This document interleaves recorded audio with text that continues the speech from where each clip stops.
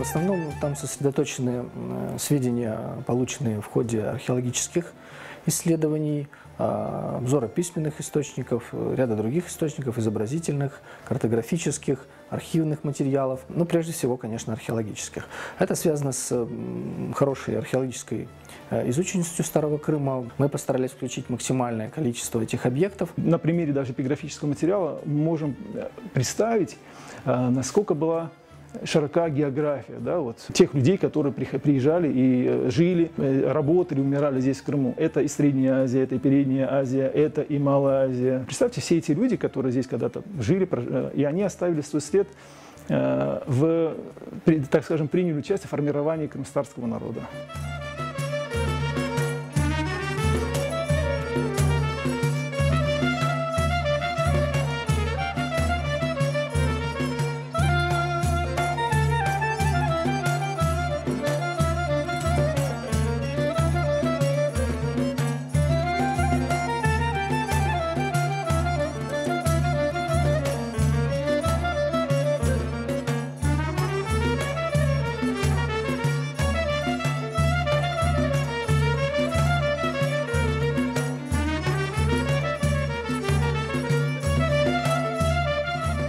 В этот том вошли материалы археологических и этнографических экспедиций, которые были предприняты Усиным Баданинским в 25-28 годы. Полевые описи, рисунки. Был в экспедиции в Степном Крыму и сумел зафиксировать башташи в степной части Крыма с тамгами. Да, то есть многое из того, что тогда удалось сделать Усину Баданинскому, Осману Чукраклы, многое из того, что они сделали, тогда уже как бы не сохранилось.